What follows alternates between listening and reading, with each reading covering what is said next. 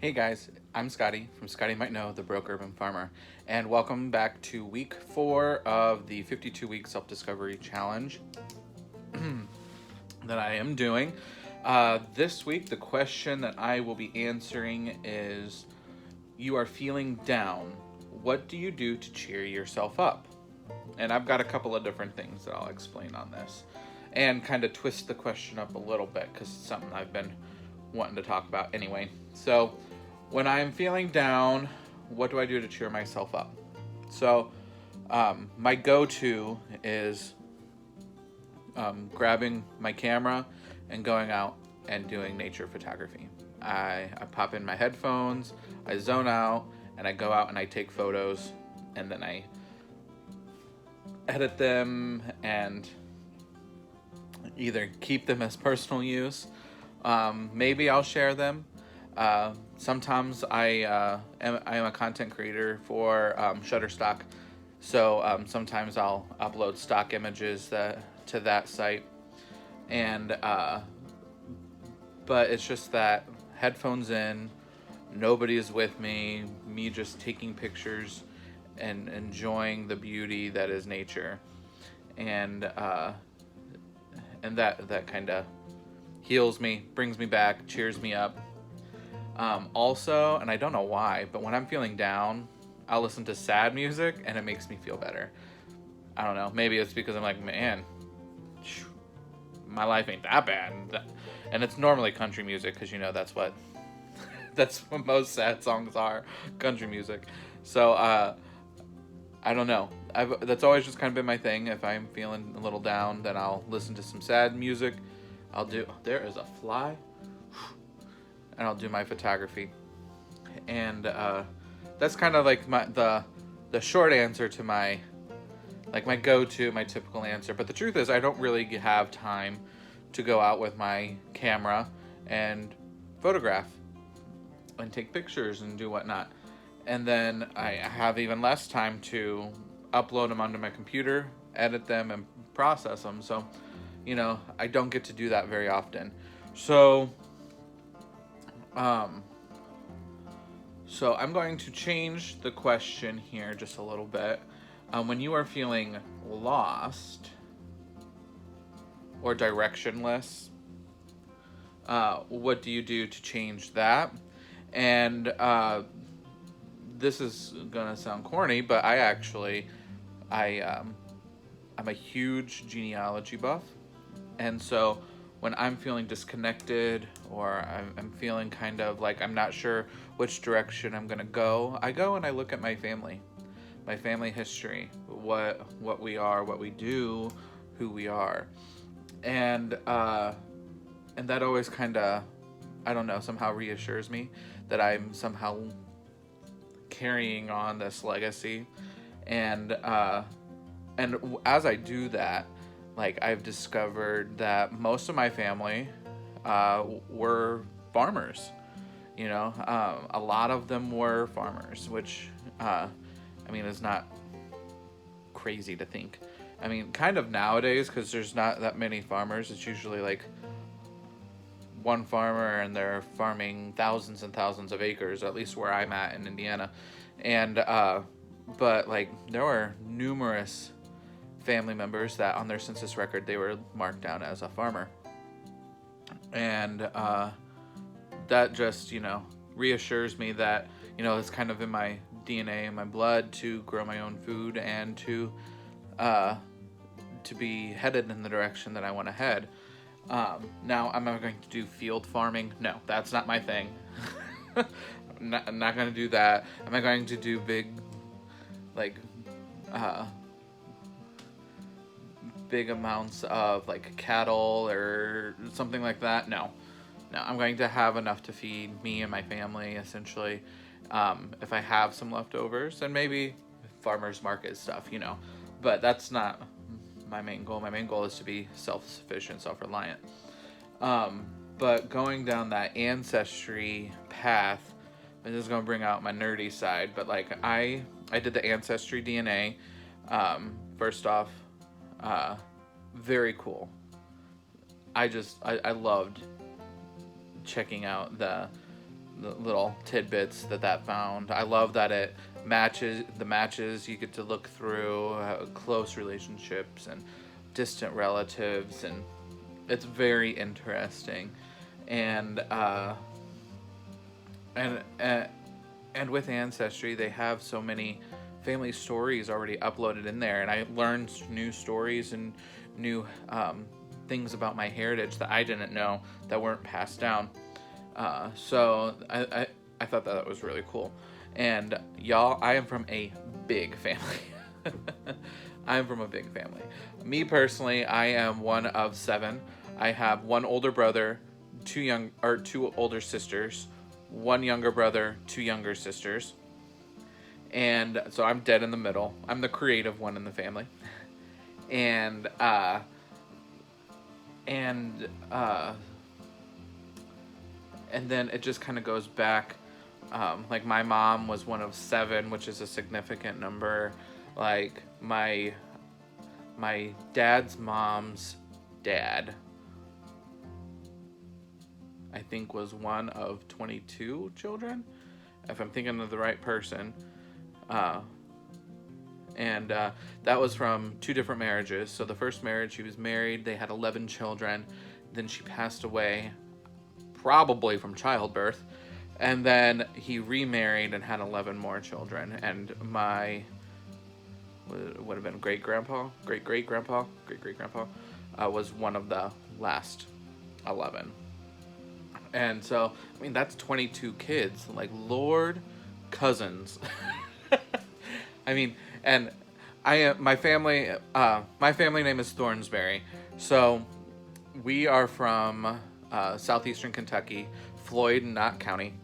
And I have tons of cousins, y'all.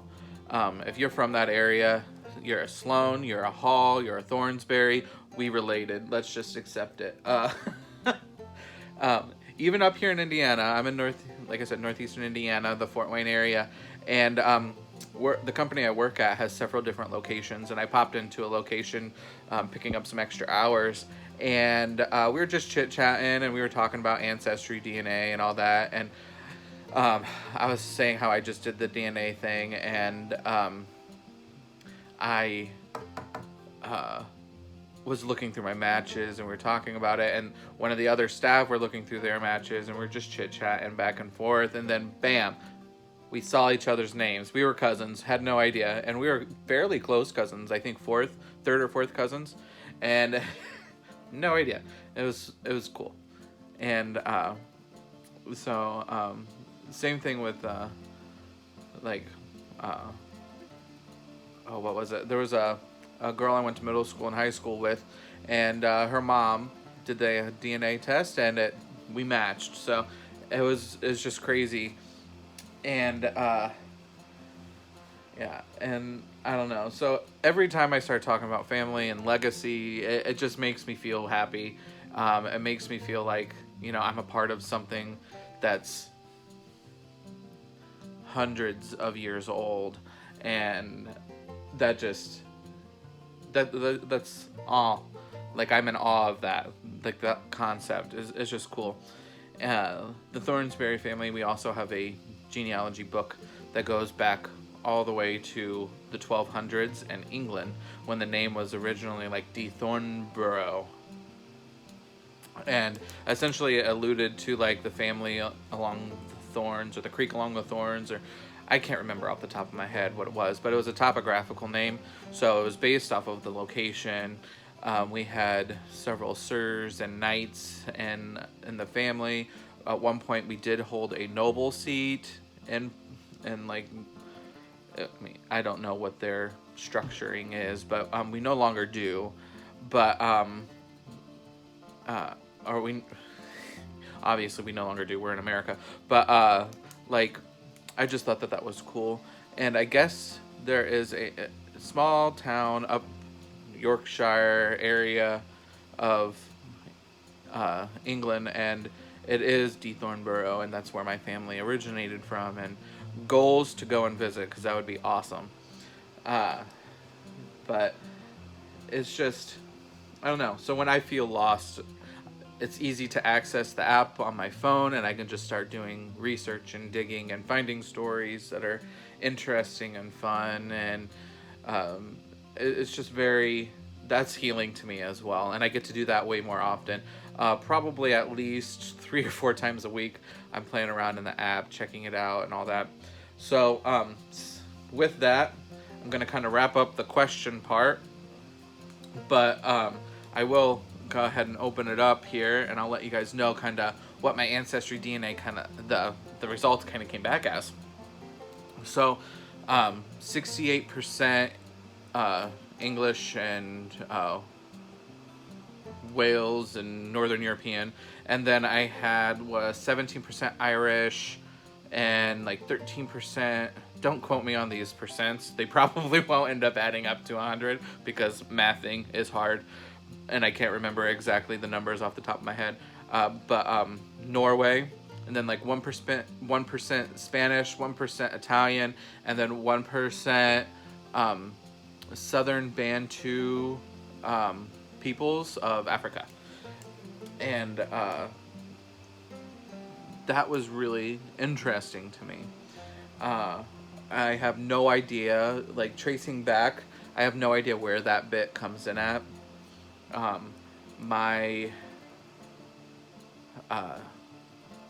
don't know. It's interesting.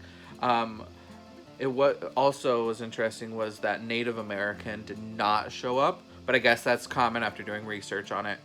My family, like many families in the Appalachian area, have that family history or that story of a Cherokee Indian relative. And we had that same family story, and we had it on a couple of different vines. And I said vines because, southeastern Kentucky. I'll let you guys fill in the pieces there. And my aunt always makes a joke to my uncle. If you weren't my brother, you'd be my favorite cousin. I'm going to be reprimanded from my family for saying that, but it's all right. And well, there's like I said, two different like stories of Native American on my family, and it's all on the Thornsberry side. It was my grandpa's, my dad's dad, his family, his mom and dad. So his mom, it goes back to my 5th great grandmother. Her name was Lucy Bearpaw Proctor. And now I've not been able to substantiate any of this with birth records or anything like that. It's just kind of what has shown up in different research that I found, and it seems to fit. But obviously, with the records and me just doing it online, there could be some errors. But she was a full-blooded Cherokee Indian. She was on the Dawes Roll during the Trail of Tears, and her story was, while she was on the Trail of Tears, her husband passed away. He was a white man, and after he had passed away, she had snuck off the trail with her children, and they ended up in Letcher County, Kentucky, and she raised the children as white children so that they would not be forced out to Oklahoma. I don't know how true that is. That's a story, because if I'm not mistaken, you had to make it to Oklahoma to get put on the Dawes Roll. So I don't know. I still have a lot of research to do with that and verifying stories, but that's one of the stories. And then the other one is on my grandpa's dad's side, and that was her name was Rachel Tuttle. And if you look at pictures of her, she has very dark complexion, very high cheekbones, very Indian-esque qualities to her. Like if I think about it, I'll pop it in a picture so you can take a look at her. And there were speculation that she was somehow Cherokee, or Native American, I shouldn't say Cherokee. So I'm not sure how to prove that. It doesn't look like it lineally. It looks like she's from a white family. So unless there was some sort of adoption or something somewhere down the line, I honestly don't know. But she does look very, very, very dark, very native. And so there's that. I also am. Uh, I also have like weird qualities. So like, and I have no idea where they're from. And I've looked through family photos, and I don't really see anybody else that have it. But if you look, I have an eye fold here. So most of my family, their eye is open and more of an almond shape, and yet I have a nice little fold here, both sides. It's good times. Yeah, and I have no idea where it's from, how we got it, or anything like that, or how I got it, or anything like that. It doesn't trace back to anything that I know of, but I thought it was a cool little quirk that my eyes have. But